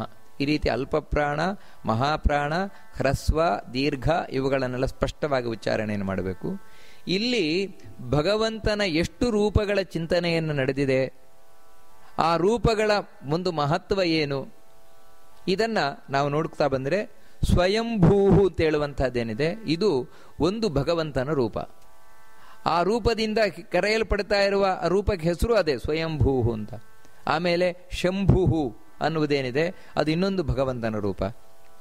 ಆದಿತ್ಯ ಅನ್ನುವಂಥದ್ದು ಒಂದು ಭಗವಂತನ ರೂಪ. ಪುಷ್ಕರಾಕ್ಷ ಅನ್ನುವಂಥದ್ದು ಒಂದು ಭಗವಂತನ ರೂಪ. ಇನ್ನೊಂದು ಮಹಾಸ್ವನಃ ಅನ್ನುವಂಥದ್ದು ಒಂದು ಭಗವಂತನ ರೂಪ. ಮತ್ತೆ ಅನಾದಿ ನಿಧನ ಅಂತ ಹೇಳುವಂತಹದ್ದು ಒಂದು ಭಗವಂತನ ರೂಪ. ಧಾತ ಒಂದು ರೂಪ, ವಿಧಾತ ಇನ್ನೊಂದು ರೂಪ, ಇನ್ನು ಧಾತುರುತ್ತಮ ಅಂತ ಹೇಳುವಂಥದ್ದು ಒಂದು ಭಗವಂತನ ರೂಪ. ಈ ರೂಪಗಳನ್ನು ಹೇಳಿ ನಮಸ್ಕಾರ ಮಾಡಬೇಕಾದ್ರೆ ನೋಡಿ ಯಾವ ರೀತಿ ನಮಃ ಅಂತ ಹೇಳ್ತಾ ನಮಸ್ಕಾರ ಮಾಡಬೇಕು ಅಂತ ಹೇಳಿದ್ರೆ, ಸ್ವಯಂಭುವೇ ನಮಃ, ನಂತರ ಶಂಭವೇ ನಮಃ, ಆದಿತ್ಯಾಯ ನಮಃ, ಪುಷ್ಕರಾಕ್ಷಾಯ ನಮಃ, ಮಹಾಸ್ವನಾಯ ನಮಃ, ಅನಾದಿನಿಧನಾಯ ನಮಃ, ಧಾತ್ರೇ ನಮಃ, ವಿಧಾತ್ರೇ ನಮಃ, ಧಾತುರುತ್ತಮಾಯ ನಮಃ. ಈ ರೀತಿ ಹೇಳಿ ದೇವರಿಗೆ ನಮಸ್ಕಾರವನ್ನು ಮಾಡಬೇಕು. ಇನ್ನು ಇದರ ಅರ್ಥ ಏನು ಅಂತ ಹೇಳಿದ್ರೆ, ಭಗವಂತನಿಗೆ ಸ್ವಯಂಭೂ ಅಂತ ಹೆಸರು. ಈ ಸ್ವಯಂಭೂ ಎಂಬುವ ಒಂದು ಹೆಸರಿನಿಂದ ಭಗವಂತ ಯಾಕೆ ಕರೆಯಲ್ಪಡ್ತಾ ಇದ್ದಾನೆ ಅಂತ ಹೇಳಿದ್ರೆ, ದೇವರು ತಾನೇ ತಾನಾಗಿರುವವನಂತ. ಸ್ವಯಂ ಭವತಿ, ತಾನೇ ತಾನಾಗಿರುವವನು. ಅವನನ್ನು ಹುಟ್ಟಿಸಿದವರು ಯಾರೂ ಇಲ್ಲ, ಅವನನ್ನು ನಿಯಂತ್ರಣ ಮಾಡುವವರು ಯಾರೂ ಇಲ್ಲ. ಅವನೇ ಅವನಾಗಿದ್ದಾನೆ, ಅವನೇ ಅವನನ್ನು ನಿಯಂತ್ರಣ ಮಾಡ್ಕೊಳ್ತಾ ಇದ್ದಾನೆ, ಸ್ವತಂತ್ರವಾಗಿರುವವನು. ಅದಕ್ಕೋಸ್ಕರ ಅವನನ್ನು ಸ್ವಯಂಭೂ ಅಂತ ಕರೀತಾರೆ ಭಗವಂತನನ್ನು. ನಂತರ ಶಂಭು ಅಂತ ದೇವತೆಗೆ ಹೆಸರು. ನಿಜವಾಗಲೂ ಶಂಭು ಅಂತ ಹೇಳಿದ್ರೆ ನಾವು ಶಿವನಿಗೂ ಕೇಳಿದ್ದೇವೆ ಶಂಭೋ ಅಂತ, ಶಂಭು ಅಂತ. ಆದರೆ ನಿಜವಾಗಿಯೂ ಕೂಡ ಶಿವನಿಗೆ ಹೆಸರು ಬರ್ಲಿಕ್ಕೆ ಕಾರಣ ಏನು ಅಂದರೆ ಅದು ವಿಷ್ಣುವೇ ಕೊಟ್ಟದ್ದು ತನ್ನ ಹೆಸರನ್ನು. ಮೂಲಭೂತವಾಗಿ ಆ ಶಂಭು ಅನ್ನುವಂಥದ್ದೇನಿದೆ ಅದು ವಿಷ್ಣುವಿನ ಹೆಸರು ಅಂತ. ಯೋ ದೇವಾನಾಂ ಮಧ ಏಕ ಏವ ವೇದ ಹೇಳ್ತಾ ಇದೆ. ಎಲ್ಲ ಹೆಸರುಗಳು ಮೊದಲಿದ್ದದ್ದು ಇದು ವಿಷ್ಣುವಿಗೆ, ಯಾಕಂದ್ರೆ ಪ್ರಳಯ ಕಾಲದಲ್ಲಿ ಯಾರೂ ಇರಲಿಲ್ಲ. ಆಮೇಲೆ ಒಬ್ಬೊಬ್ಬರಿಗೆ ವಿಷ್ಣುವೇ ತನ್ನ ಹೆಸರುಗಳನ್ನು ತೆಗೆದುಕೊಟ್ಟ ಅಂತ. ಅದರಿಂದ ಶಂಭು ಅನ್ನುವಂಥದ್ದು ಮುಖ್ಯವಾಗಿ ವಿಷ್ಣುವಿನ ಹೆಸರು. ಆಮೇಲೆ ಶಿವನಿಗೆ ಬಂದದ್ದು. ಏನು ಶಂಭು ಅಂದ್ರೆ ಅರ್ಥ ಏನು ಅಂತ ಹೇಳಿದ್ರೆ, ಯಾರು ಭಕ್ತರಿಗೆ ನೋಡಿ ಶಂ ಅಂದ್ರೆ ಸುಖ ಅಂತ ಸಂಸ್ಕೃತದಲ್ಲಿ ಅರ್ಥ. ಭಕ್ತರಿಗೆ ಯಾರ ಆರಾಧನೆಯಿಂದಾಗಿ ಸುಖ ಸಿಗುತ್ತದೋ ಅವನು ಶಂಭು ಅಂತ. ಭಗವಂತನ ಆರಾಧನೆಯಿಂದಾಗಿ ಭಕ್ತರು ಖಂಡಿತವಾಗಿ ಸುಖ ಪಡಿತಾರೆ, ಕೃಷ್ಣನ ಆರಾಧನೆಯಿಂದ, ನಾರಾಯಣನ ಆರಾಧನೆಯಿಂದ. ಅದಕ್ಕಾಗಿ ಅವನಿಗೆ ಶಂಭು ಅಂತ ಹೆಸರು ಭಗವಂತನಿಗೆ. ಆನಂತರ ಆದಿತ್ಯ ಅಂತ ಕರೀತಾರೆ ಭಗವಂತನನ್ನ. ಆದಿತ್ಯ ಅಂತ ಹೇಳಲಿಕ್ಕೆ ಅರ್ಥ ಏನಂದ್ರೆ, ಒಂದನೇದಾಗಿ ಸೂರ್ಯನೊಳಗೆ ಕೂತಿದ್ದಾನೆ ದೇವರು ಅಂತ. ಈ ಆದಿತ್ಯ ಅಂತ ಅವನಿಗೆ ಯಾಕೆ ಕರೀತಾರೆ ಅಂತ ಹೇಳಿದ್ರೆ, ಸರಳವಾಗಿ ಹೇಳುವುದಾದ್ರೆ ಆದತ್ತೇ ಇತಿ ಆದಿತ್ಯ ಅಂತ ಹೇಳಿದ್ರೆ, ನಮ್ಮ ಆಯುಷ್ಯ ಏನಿದೆ ಆಯುಷ್ಯವನ್ನು ಸೆಳೆಯುವವನು ಅಂತ. ಸೂರ್ಯ ಬೆಳಗ್ಗೆ ಮೂಡಿದ, ಸಂಜೆ ತಾನು ಮುಳುಗಿದ. ಈ ಬೆಳಗ್ಗೆ ಮೂಡಿ ಸಂಜೆ ಮುಳುಗುವುದರ ಒಳಗೆ ನಮ್ಮ ಆಯುಷ್ಯವನ್ನು ಹೇಳ್ಕೊಂಡು ಹೋಗ್ತಾನೆ.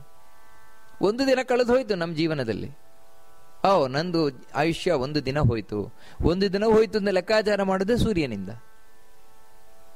ಹೀಗೆ ಎಲ್ಲರ ಆಯುಷ್ಯವನ್ನ ಎಳೆದುಕೊಂಡು ಹೋಗುವವನು, ಅದಕ್ಕೆ ಆದಿತ್ಯ ಅಂತ. ಅದು ಯಾರು ಅಂದ್ರೆ ಬರೀ ಈ ಸೂರ್ಯ ಅಲ್ಲ, ಸೂರ್ಯನ ಒಳಗೆ ಇವನೇ ವಿಷ್ಣುವೇ ಕೂತಿದ್ದಾನೆ, ಆದಿತ್ಯ ಎಂಬ ರೂಪದಿಂದಲೇ ಕೂತಿದ್ದಾನೆ. ನಂತರ ಪುಷ್ಕರಾಕ್ಷ ಅಂತ ದೇವರಿಗೆ ಹೆಸರು.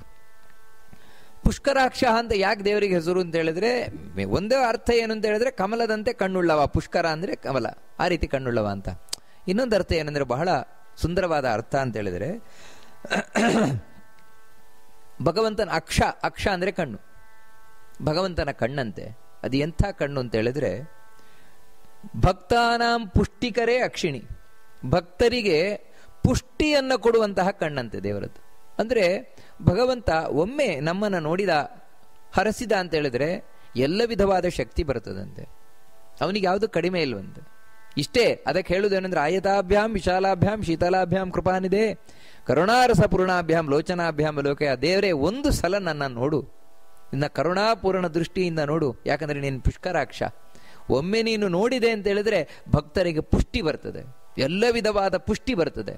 ಆ ರೀತಿ ಪುಷ್ಟಿಯನ್ನ ಕೊಡುವ ಕಣ್ಣೋಟವುಳ್ಳವನು ಅವನು ಪುಷ್ಕರಾಕ್ಷ ಅಂತ ಭಗವಂತ. ಹಾಗೆ ಮಹಾಸ್ವನಃ ಅಂತ. ಮಹಾಸ್ವನ ಅಂತ ಹೇಳಿದ್ರೆ ಭಗವಂತನ ಧ್ವನಿ ಏನಿದೆ ಅದು ಬಹಳ ದೊಡ್ಡ ಧ್ವನಿ ಅಂತೆ. ಅದು ಎಂಥ ಧ್ವನಿ ಅಂತ ಹೇಳಿದ್ರೆ, ಗುಡುಗಿದಾಗೆ ಅಂಥ, ಯಾಕಂದ್ರೆ ಗುಡುಗಿನ ಧ್ವನಿ ಇದೆ. ಆ ಗುಡುಗಿನ ಧ್ವನಿ ಯಾವ ರೀತಿ ಇರ್ತದೆ ಅಂದ್ರೆ ಗಂಭೀರವಾದ ಧ್ವನಿ ಅದು. ಆ ರೀತಿ ಗಂಭೀರವಾದ ಧ್ವನಿ ಉಳ್ಳವ ಭಗವಂತ ಅಂತ. ಅಷ್ಟವಾತಲ್ಲ, ಮಹಾಸ್ವನಃ ಅಂತ ಹೇಳಿದ್ರೆ, ಮಹಾ ಅಂದ್ರೆ ಪೂಜಿಸಲು ಯೋಗ್ಯವಾದ ಧ್ವನಿ ಉಳ್ಳವ ಆ ಭಗವಂತನ. ಆ ಧ್ವನಿಯೇ ಅಂಥದ್ದು ಅವನದ್ದು. ಆ ರೀತಿ ಭಗವಂತ ಕೂತಿದ್ದಾನಂತೆ. ಒಂದು ರೂಪವೇ ಅದು ಮಹಾಸ್ವನಃ ಅಂತ ಭಗವಂತನದ್ದು. ಮುಂದಿನದ್ದು ಅನಾದಿ ನಿಧನಃ ಅಂತ, ಹುಟ್ಟು ಸಾವುಗಳಿಲ್ಲದೆ ಇರುವವನು ಭಗವಂತ. ಅವನಿಗೆ ಆದಿಯೂ ಇಲ್ಲ, ನಿಧನವೂ ಇಲ್ಲ, ಹುಟ್ಟು ಸಾವುಗಳಿಲ್ಲ. ಎಲ್ಲದಕ್ಕೂ ಹುಟ್ಟು ಸಾವುಗಳು ಕೊಡ್ತಾ ಇರುವವನು ಅವನು. ಅವನು ಮಾತ್ರ ಅದರಿಂದ ದೂರವಾಗಿರುವಂಥವನು. ಅದಕ್ಕೆ ಅವನ ಅನಾದಿ ನಿಧನ ಅಂತ ಭಗವಂತನಿಗೆ ಹೆಸರು. ನಂತರ ಧಾತ ಅಂತ ಕರೀತಾರೆ ಭಗವಂತನನ್ನ. ಧಾತ ಅಂತ ಯಾಕೆ ಕರೀತಾರೆ ಅಂತ ಹೇಳಿದ್ರೆ, ಎಲ್ಲರನ್ನೂ ಕೂಡ ಪೋಷಣೆ ಮಾಡ್ತಾ ಇರುವವನು ಅವನೊಂದು ಪೋಷಕ ಅಂತ. ಎಲ್ಲರನ್ನೂ ಪೋಷಿಸ್ತಾ ಇದ್ದಾನೆ. ಯಾರಿಗೆ ಏನು ಬೇಕಂದ್ರೆ ಭಾರವನ್ನು ಹೊತ್ತವನು. ಧಾತ ಅಂತ ಹೇಳಿದ್ರೆ ನಿಜವಾಗ್ಲೂ ಹೊರುವವನು. ಏನಂದ್ರೆ ಎಲ್ಲರ ಭಾರವನ್ನು ಹೊತ್ತವನು. ಯಾಕಂತ ಹೇಳಿದ್ರೆ ಹುಟ್ಟಿಸಿದವನು ಸಾಕದೇ ಇರ್ತಾನ. ಆ ರೀತಿ ಹುಟ್ಟಿಸಿದ ಪ್ರತಿಯೊಂದು ಜಂತುವನ್ನು, ಒಂದು ಕ್ರಿಮಿಕೀಟದಿಂದ ಹಿಡಿದು ಒಂದು ದೊಡ್ಡ ಪ್ರಾಣಿಯವರೆಗೆ, ಪಕ್ಷಿಯವರೆಗೆ, ಪ್ರತಿಯೊಂದಕ್ಕೂ ಯಾವ ಯಾವ ಕಾಲದಲ್ಲಿ ಏನೇನು ಕೊಡಬೇಕೋ ಅದನ್ನು ಕೊಡ್ತಾ ಕೊಡ್ತಾ ಕೊಡ್ತಾ ಪೋಷಣೆ ಮಾಡ್ತಾ ಇದ್ದಾನೆ. ಅದಕ್ಕೋಸ್ಕರ ಆ ಭಗವಂತನನ್ನ ಧಾತ ಅಂತ ಕರೀತಾರೆ. ವಿಧಾತ ಅಂತ. ವಿಧಾತ ಅಂತ ಹೇಳಿದ್ರೇನು ಅಂದ್ರೆ, ಸಾಮಾನ್ಯವಾಗಿ ಅರ್ಥ ಏನು ಅಂದ್ರೆ, ಒಂದು ಸಾಮಾನ್ಯವಾದ ಪೋಷಣೆ, ಒಂದು ವಿಶೇಷವಾದ ಪೋಷಣೆ ಒಂದು. ಎರಡು ರೀತಿ ಬೇಕಾಗ್ತದೆ. ಒಂದು ಸಾಮಾನ್ಯವಾದ ಪೋಷಣೆ ಬೇಕಾಗ್ತದೆ, ವಿಶೇಷವಾದ ಪೋಷಣೆ ಬೇಕಾಗ್ತದೆ. ಆ ವಿಶೇಷವಾದ ಪೋಷಣೆಯನ್ನು ಮಾಡ್ತಾ ಇರುವವನು ವಿಧಾತ, ಭಗವಂತ. ಅಂದರೆ ಹೊರಗಿನಿಂದ ಹೊರುವುದು ಒಂದು ರೀತಿ, ಆದರೆ ಹೊರಗಿನಿಂದ ಹೊತ್ತರೆ ಒಳಗಿನಿಂದ ಏನಾದರೂ ಯಾರು ನೋಡ್ಕೊಳ್ಬೇಕಲ್ವಾ, ಆದಾಗ ಒಳಗಿನಿಂದ ನೋಡ್ಕೊಳ್ಳುವವನು. ಇನ್ನೊಂದೇನು ವಿಧಾತ ಅನ್ನುವುದಕ್ಕೆ ಇನ್ನೊಂದು ಸುಂದರವಾದ ಅರ್ಥ ಏನು ಅಂತ ಹೇಳಿದ್ರೆ, ವಿದಧಾತಿ ಇದು ವಿಧಾತ. ಅಂದರೆ ಪ್ರತಿಯೊಬ್ಬರಿಗೂ ಕೂಡ ಭಗವಂತ ಫಲ ಕೊಡ್ತಾನೆ. ಯಾಕಂದ್ರೆ ಅವರವ್ರ ಕರ್ಮಕ್ಕನುಗುಣವಾಗಿ ನಾವು ಏನು ಮಾಡ್ತೇವೆ ಅದರ ಫಲ ನಮಗೆ ಕೊಡ್ತಾನೆ. ಒಳ್ಳೇದು ಮಾಡಿದ್ರೆ ಒಳ್ಳೇದು ಕೊಡ್ತಾನೆ, ಕೆಟ್ಟದ್ದು ಮಾಡಿದ್ರೆ ಕೆಟ್ಟದ್ದು ಮಾಡಿದರೆ ಕೆಟ್ಟದ್ದು ಕೊಡ್ತಾನೆ. ಹೊರತು ದೇವರಿಗೆ ಯಾರಲ್ಲೂ ಪಕ್ಷಪಾತ ಇಲ್ಲ, ಯಾವುದರಲ್ಲೂ ಪಕ್ಷಪಾತ ಇಲ್ಲ. ಈ ರೀತಿ ವಿದಧಾತಿ ಇತಿ ವಿಧಾತ. ನಾವು ಏನು ಕರ್ಮ ಮಾಡ್ತೇವೆ ಕರ್ಮಕ್ಕನುಗುಣವಾಗಿ ಯಾವ ರೀತಿ ಅಧ್ಯಾಪಕರು ವಿದ್ಯಾರ್ಥಿಯ ಉತ್ತರಕ್ಕನುಗುಣವಾಗಿ ಮಾರ್ಕು ಕೊಡ್ತಾರೋ ಆ ರೀತಿ ಭಗವಂತ ಫಲ ಕೊಡುವವನು. ಅದಕ್ಕೆ ಅವನಿಗೆ ವಿಧಾತ ಅಂತ ಕರೀತಾರೆ. ಇನ್ನು ಧಾತುರುತ್ತಮ ಅಂತ ಹೇಳ್ತಾರೆ. ಧಾತುರುತ್ತಮ ಅಂತ ಹೇಳಿದ್ರೆ ಹಿಂದೆ ನಾವು ಕೇಳಿದ್ವಲ್ಲೋ ಧಾತ ಅಂತ, ಪೋಷಣೆ ಮಾಡುವವನು ಅಂತ. ಹೌದ್ರಿ, ಪೋಷಣೆ ಮಾಡುವವರು ಬೇರೆಯವರು ಇದ್ದಾರೆ. ಇವಾಗ ಯಾಕಂದ್ರೆ ಅಮ್ಮ 9 ತಿಂಗಳು ಗರ್ಭದಲ್ಲಿ ಪೋಷಣೆ ಮಾಡ್ತಾಳೆ, ಹುಟ್ಟಿದ ಮೇಲೆ ಅಪ್ಪ ಪೋಷಣೆ ಮಾಡ್ತಾರೆ, ಆಮೇಲೆ ದೊಡ್ಡವರಾಗ್ತಾ ಇದ್ದಾಗ ಅವರು ಇವ್ರು ಯಾರ್ಯಾರೋ ಪೋಷಣೆ ಮಾಡ್ತಾರೆ, ಭೂಮಿ ನಮ್ಮನ್ನು ಪೋಷಣೆ ಮಾಡ್ತಾಳೆ, ದೇವತೆಗಳು. ಈ ರೀತಿ ಪೋಷಣೆಯನ್ನು ಮಾಡುವವರು ಅನೇಕ ಮಂದಿ ಇರಬಹುದು. ಆದರೆ ಪೋಷಣೆ ಮಾಡುವವರೆಲ್ಲರಲ್ಲೂ ಕೂಡ ಉತ್ತಮನಾಗಿರುವವನು ಯಾರು ಅಂದ್ರೆ ಇವನು. ಪೋಷಿಸುವವರಲ್ಲಿ ಅತ್ಯಂತ ಉತ್ತಮನಾದವನು ಇವನೇ. ಯಾಕಂದ್ರೆ ಇವನ ಹಾಗೆ ಪೋಷಣೆ ಮಾಡುವವರು ಇನ್ಯಾರೂ ಇಲ್ಲ. ಎಲ್ಲರೂ ಕೈಬಿಟ್ಟಾಗ್ಲೂ ಪೋಷಣೆ ಮಾಡುವವನು ಇವನೇ. ಎಲ್ಲರೂ ಮೈಮರೆತಾಗ್ಲೂ ಪೋಷಣೆ ಮಾಡುವವನು ಇವನೇ. ಯಾರೂ ಇಲ್ಲದೆ ಇದ್ದಾಗಲೂ ಪೋಷಣೆ ಮಾಡುವವನು ಇವನೇ, ಭಗವಂತನೇ. ರಾತ್ರಿ ಮಲಗುತ್ತೇವೆ, ಮಲಗಿದಾಗ ಈ ಕಣ್ಣಿನ ದೇವತೆ, ಕಿವಿಯ ದೇವತೆ, ಮೂಗಿನ ದೇವತೆ ಎಲ್ಲ ಮಲ್ಕೊಂಡ್ಬಿಡ್ತಾರೆ, ಯಾರೂ ಕೆಲಸ ಮಾಡೋಲ್ಲ. ಮನಸ್ಸಿನ ದೇವತೆಯೂ ಮಲ್ಕೊಂಡ್ಬಿಡ್ತಾರೆ. ಆದರೆ ಆಗಲೂ ಮೈ ಬಿಸಿಯಾಗಿರ್ತದೆ, ಉಸಿರಾಟ ನಡೀತಾ ಇರ್ತದೆ. ಯಾರಿಂದ? ಇವನಿಂದಲೇ, ಈ ಭಗವಂತನಿಂದಲೇ. ಈ ರೀತಿ ಎಲ್ಲರೂ ಕೈ ಬಿಟ್ಟಾಗಲೂ ನಮ್ಮನ್ನು ಪೋಷಣೆ ಮಾಡುವವನು. ಅಷ್ಟು ಮಾತ್ರ ಅಲ್ಲ, ನಾವು ಮೈ ಮರೆತಾಗಲೂ ನಮ್ಮನ್ನು ಪೋಷಣೆ ಮಾಡುವವನು. ಯಾವ ರೀತಿ ಅಂತ ಹೇಳಿದ್ರೆ, ರೆಪ್ಪೆ ಎಂದದಲ್ಲಿ ಧೂಳು ಬಂತು ಅಂತ ಹೇಳಿದ್ರೆ ನಾವು ಎಲ್ಲೋ ಮನಸ್ಸಿದ್ರು ಕೂಡ ರೆಪ್ಪೆ ಟಪ್ಪ ಮುಚ್ಚಿಕೊಳ್ಳುತ್ತದೆ, ಕಣ್ಣಿಗೆ ರಕ್ಷಣೆ ಮಾಡುವ ಹಾಗೆ. ಅದೇ ರೀತಿ ಭಗವಂತ ನಾವು ಮೈ ಮರೆತು ಏನೇನೋ ಹಾಳು ಮೂಳು ತಿಂತೇವೆ, ನಾವು ತಿಂದರೂ ಕೂಡ ಆದಷ್ಟು ನಮಗೆ ಜೀರ್ಣ ಆಗುವಂತೆಯೇ ಒಳಗಿನಿಂದ ನೋಡ್ಕೊಳ್ತಾನೆ, ಕೆಟ್ಟದಾಗುವಂತೆಯೇ ಆಗದಂತೆಯೇ ನೋಡ್ಕೊಳ್ತಾ ಇರ್ತಾನೆ ಭಗವಂತ. ಅಷ್ಟು ಮಾತ್ರ ಅಲ್ಲ, ನಮ್ಗೆ ಯಾವುದೇ ರೋಗ ರುಜಿನಗಳು ಬರಬಾರದು ಅಂತ ಆದಷ್ಟು ರೋಗ ನಿರೋಧಕ ಶಕ್ತಿಯನ್ನು ಒಳಗಿನಿಂದ ಕೊಡ್ತಾ ನಮ್ಮನ್ನು ರಕ್ಷಣೆ ಮಾಡ್ತಾ ಇರುವವನು ಭಗವಂತನೇ. ಅದರಿಂದಾಗಿ ವಿಶೇಷವಾಗಿ ರಕ್ಷಣೆಯನ್ನು ಮಾಡ್ತಾ ಇರುವವನು, ಆ ರಕ್ಷಣೆ ಮಾಡುವವರಲ್ಲಿ ಉತ್ತಮನಾಗಿರುವವನು. ಇವನಂಥ ರಕ್ಷಕ ಇನ್ನೊಬ್ಬ ಇಲ್ಲ. ಅಂದರೆ ಸಾಮಾನ್ಯವಾದ ರಕ್ಷಕರಿರಬಹುದು, ಆ ರಕ್ಷಣೆಯೂ ಇವನು ಮಾಡ್ತಾನೆ. ಉಳಿದವರು ರಕ್ಷಕರಿದ್ದಾರೆ ಅಂದರೆ ಅವರೊಳಗೆ ಕೂತು ರಕ್ಷಣೆಯನ್ನು ಮಾಡ್ತಾನೆ ಧಾತ ರೂಪನಿಂದ. ಇಲ್ಲಿ ತಾನು ಧಾತುರುತ್ತಮನಾಗಿ ತಾನೊಬ್ಬನೇ, ಉಳಿದ ಯಾರೂ ಮಾಡದ ಹಾಗೆ ರಕ್ಷಣೆಯನ್ನು ಮಾಡ್ತಾ ಇದ್ದಾನೆ. ಸತ್ತ ಮೇಲೂ ಕೂಡ ರಕ್ಷಣೆ ಮಾಡುವ ನೀವನೇ. ಅದಕ್ಕೆ ಸತ್ತ ಮೇಲೆ ನಾವು ಹೇಳುತ್ತೇವೆ ನಾರಾಯಣ ನಾರಾಯಣ ರಾಮನಾಮ್ ಸತ್ಯ ಹೇ. ಯಾಕಂದ್ರೆ ಸತ್ತ ಬಳಿಕವೂ ರಕ್ಷಣೆ ಮಾಡುವ ನೀವನೇ. ಅದಕ್ಕೆ ಧಾತುರುತ್ತಮ ಅಂತ ಭಗವಂತನನ್ನು ಕರೀತಾರೆ. ಇನ್ನು ಮುಂದಿನ ಶ್ಲೋಕ ಈ ವಿಷ್ಣು ಸಹಸ್ರನಾಮದ್ದು. ಅಪ್ರಮೇಯೋ ಹೃಷಿಕೇಶ ಪದ್ಮನಾಭೋಮರ ಪ್ರಭು ವಿಶ್ವಕರ್ಮ ಮನುಸ್ತ್ವಷ್ಟಾ ಸ್ಥವಿಷ್ಠಸ್ಥವಿರೋ ಧ್ರುವ. ನೋಡಿ, ಇಲ್ಲಿ ಮಹಾಪ್ರಾಣಗಳೆಷ್ಟಿದೆ. ಅಪ್ರಮೇಯೋ ಹೃಷಿಕೇಶ ಪದ್ಮನಾಭೋಮರ ಪ್ರಭು ವಿಶ್ವಕರ್ಮ. ವಿಶ್ವಕರ್ಮ ದೀರ್ಘ ಇದೆ ಅಲ್ಲಿ, ವಿಶ್ವಕರ್ಮ ಅಲ್ಲಿ ವಿಶ್ವಕರ್ಮ ಮನಸ್ಪಷ್ಟ ಅಷ್ಟೇ ಅಲ್ಲ, ವಿಶ್ವಕರ್ಮ ಮನಸ್ತ್ವಷ್ಟ. ನಂತರ ಸ್ಥವಿಷ್ಠ, ಎರಡು ನೋಡಿ ಮಹಾಪ್ರಾಣ. ಸ್ಥವಿಷ್ಠ ಸ್ಥವಿರೋ ಧ್ರುವ. ಇಷ್ಟು ಅಂದರೆ ಉಚ್ಚಾರಣೆಯನ್ನು ಇಷ್ಟು ಸ್ಪಷ್ಟವಾಗಿ ಮಾಡಲಿಕ್ಕೆ ಸಾಧ್ಯ ಇದ್ದರೆ ಮಾತ್ರ ವಿಷ್ಣು ಸಹಸ್ರನಾಮ ಶ್ಲೋಕಗಳನ್ನು ಪಾರಾಯಣವನ್ನು ಮಾಡಿ. ಇಲ್ಲದೇ ಇದ್ದ ಪಕ್ಷದಲ್ಲಿ ಆ ಒಂದೊಂದು ನಾಮವನ್ನು ಹೇಳಿ ನಮಃ ನಮಃ ಅಂತ ಹೇಳುವುದು ಒಳ್ಳೆಯದು.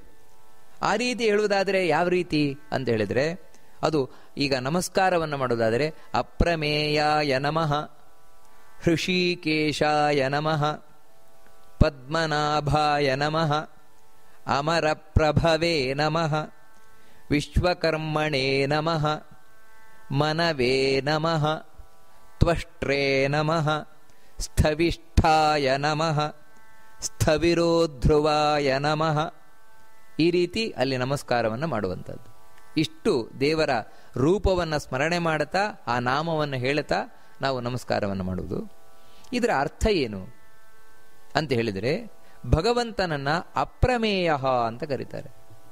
ಆ ಅಪ್ರಮೇಯ ಅಂತ ಯಾಕೆ ಭಗವಂತನನ್ನ ವಿಷ್ಣುವನ್ನ ಕರೀತಾರೆ ಅಂತ ಹೇಳಿದ್ರೆ, ಅವನನ್ನು ಯಾರಿಗೂ ಎಣಿಸ್ಲಿಕ್ಕೆ ಬರೋಲ್ಲ. ಹೀಗೆ ಅಂತ ಆರು ಬಲ್ಲರು ನಿನ್ನ ಶ್ರೀ ಲಕುಮಿಯ ಮನಸ್ಸಿಗೆ ಈ ರೀತಿ ದೇವರನ್ನ ಸಂಪೂರ್ಣವಾಗಿ ಅರ್ಥ ಮಾಡ್ಕೊಳ್ಳಿಕ್ಕೆ ಯಾರಿಗೂ ಸಾಧ್ಯ ಇಲ್ಲ. ಯಾವ ರೀತಿ ಆನೆಯನ್ನ ತಕ್ಕಡಿಯಲ್ಲಿಟ್ಟು ತೂಗ್ಲಿಕ್ಕೆ ಬರೋಲ್ಲ, ಆ ರೀತಿ ಭಗವಂತನನ್ನ ಹೀಗೆ ಅಂತ ಅಳಿಲಿಕ್ಕೆ ಬರೋಲ್ಲ. ಪ್ರತಿಯೊಬ್ಬರು ನಾವು ದೇವರನ್ನ ಲೆಕ್ಕಾಚಾರ ಮಾಡ್ತೇವೆ, ನಮಗೆ ಎಷ್ಟು ಕಾಣುತ್ತೋ ಅಷ್ಟೇ. ಎಲ್ಲಿ ಲಕ್ಷ್ಮಿಯಿಂದ ಹಿಡಿದು ಪ್ರತಿಯೊಬ್ಬರು ಕೂಡ ಅಷ್ಟೇ ದೇವರನ್ನ ಲೆಕ್ಕಾಚಾರ ಮಾಡ್ತಾರೆ, ಅವರಿಗೆ ಎಷ್ಟು ಕಂಡಿತೋ ಅಷ್ಟೇ. ಆದರೆ ಅಷ್ಟೇ ದೇವರಲ್ಲ. ಯಾವ ರೀತಿ ದೊಡ್ಡ ಹಿಮಾಲಯ ಪರ್ವತದ ಮುಂದೆ ಹೋಗಿ ನಿಂತು ನಾನು ಹಿಮಾಲಯವನ್ನು ನೋಡಿದೆ, ಎಷ್ಟು ಅಂದರೆ ನನ್ನ ಕಣ್ಣಿಗೆ ಎಷ್ಟು ಕಾಣಿಸ್ತೋ ಅಷ್ಟೇ, ಆದರೆ ಅಷ್ಟೇ ಹಿಮಾಲಯ ಅಲ್ವಲ್ಲ. ಹಾಗೆ ಭಗವಂತ ನಾವು ಎಣಿಸಿದಷ್ಟೇ ಇರುವುದಲ್ಲ. ಯಥೋ ವಾಚೋ ನಿವರ್ತಂತೆ ಅಪ್ರಾಪ್ಯ ಮನಸಾ ಸಹ. ಭಗವಂತ ಎಷ್ಟು ಮಹಿಮೆಯಿಂದ ಕೂಡಿದವನು ಅಂತ ಹೇಳಿದರೆ ಅದು ಮನಸ್ಸಿಗೆ ನಿಲುಕದ್ದು, ಮಾತಿಗೆ ಎಟುಕದ್ದು. ಆ ರೀತಿ ಇರುವವನು ಭಗವಂತ. ಅದಕ್ಕೆ ಅವನನ್ನು ಅಪ್ರಮೇಯ ಅಂತ ಕರೀತಾರೆ ಭಗವಂತನನ್ನ. ಇನ್ನು ಹೃಷಿಕೇಶ ಅಂತ. ಹೃಷಿಕಗಳು ಅಂದರೆ ನಮ್ಮ ಇಂದ್ರಿಯಗಳು. ಆ ಎಲ್ಲ ಇಂದ್ರಿಯಗಳ ಒಡೆಯ ಅವನೇ, ಅಂದ್ರೆ ಓನರ್ ಅವನೇ. ಅವನಿಗೆ ಸೇರಿದ್ದು ಈ ಕಣ್ಣು, ಕಿವಿ, ಮೂಗು, ಬಾಯಿ ಎಲ್ಲವೂ ದೇವರಿಗೆ ಸೇರಿದ್ದು. ಮತ್ತೇನು ಅಂದ್ರೆ ನಮಗ್ ಬರೀ ಉಪಯೋಗ ಮಾಡ್ಲಿಕ್ಕೆ ಮಾತ್ರ ಅದು. ಉಪಯೋಗ ಮಾಡುವುದು ನಮಗೆ ಸೇರಿದ್ದಾದರೆ ಓನರ್ಶಿಪ್ ಅವನಿಗೆ ಸೇರಿದ್ದು. ಅದಕ್ಕಾಗಿಯೇ ದೇವರು ಯಾವಾಗ ಕಣ್ಣು ಚೆನ್ನಾಗಿ ಕೊಡಬೇಕೋ ಕೊಡ್ತಾನೆ, ಯಾವಾಗ ಅದು ಸಾಕು ಅಂತ ಕಾಣಿಸ್ತಾನೆ ಕಣ್ಣು ತೆಗಿತಾ ಬರ್ತಾನೆ. ಕಿವಿ ಅನ್ನೋದು ಯಾಕಂದ್ರೆ ಅದು ಅವನ ಕಂಟ್ರೋಲಲ್ಲಿರೋದು. ಪ್ರತಿಯೊಂದು ಇಂದ್ರಿಯಗಳು ಅಷ್ಟೇ. ಕೈ ಇರಬಹುದು, ಕಾಲಿರಬಹುದು. ಅದಕ್ಕೆ ಕಾಲು ಕೆಲವು ವರ್ಷ ಚೆನ್ನಾಗಿರುತ್ತೆ, ಆಮೇಲೆ ಕಾಲು ಬೀಡ್ಲಿಕ್ಕೆ ಶುರುವಾಗುತ್ತೆ, ಕಾಲು ನೋವು ಬರೋಕ್ಕೆ ಶುರುವಾಗುತ್ತೆ, ಅದು ಶುರುವಾಗುತ್ತೆ, ಇದು ಶುರುವಾಗುತ್ತೆ. ಇಲ್ವಾ ದೇವರ ಅನುಗ್ರಹ ಇದೆಯಾ, ಕಡೇ ತನಕವೂ ಎಲ್ಲಾ ಇಂದ್ರಿಯಗಳು ಗಟ್ಟಿ ಮುಟ್ಟಾಗಿರುತ್ತದೆ. ಯಾಕಂದ್ರೆ ಇಂದ್ರಿಯಗಳ ಒಡೆಯ ಅವನು ಅದರ ನಿಯಂತ್ರಣವನ್ನು ಇಟ್ಟುಕೊಂಡಿರುವವನು. ಹೀಗೆ ಅವನು ಹೃಷಿಕೇಶ, ಎಲ್ಲ ಇಂದ್ರಿಯಗಳ ಒಡೆಯ. ಇದಕ್ಕೆ ನೆನಪಿಟ್ಕೊಳ್ಬೇಕು ಅಂದ್ರೆ ಹೃಷಿಕ ಅಂದ್ರೆ ಇಂದ್ರಿಯಗಳು ಅಂತ. ಇದನ್ನು ನಾವು ನೆನಪಿಟ್ಟುಕೊಂಡ್ರೆ ಅದರ ಈಶ ಒಡೆಯ. ಇನ್ನು ಭಗವಂತನಿಗೆ ಪದ್ಮನಾಭ ಅಂತ ಕರೀತಾರೆ. ಇದು ಸ್ಪಷ್ಟ ಅರ್ಥ ಆಗುವಂಥದ್ದೇ. ಯಾರ ನಾಭಿಯಿಂದ ಕಮಲ ಬಂದಿದೆಯೋ ಅವನು ಪದ್ಮನಾಭ ಭಗವಂತ. ನಾಭಿಯಲ್ಲಿ ಅದು ಸಾಮಾನ್ಯವಾದ ಕಮಲ ಅಲ್ಲ, ಮತ್ತೆ ಆ ಕಮಲವೇ ಬ್ರಹ್ಮಾಂಡ, ಬ್ರಹ್ಮಾಂಡ ರೂಪವಾದ ಕಮಲ. ಅಲ್ಲೇ ಚತುರ್ಮುಖ ಬ್ರಹ್ಮನ ವಾಸಸ್ಥಾನ. ನೋಡಿ, ಇದು ವಿಷ್ಣುವಿನ ಬಿಟ್ಟು ಇನ್ಯಾರಲ್ಲೂ ಸಾಧ್ಯ ಇಲ್ಲ, ಪದ್ಮನಾಭ ಅಂತ ಹೇಳುವಂಥದ್ದು.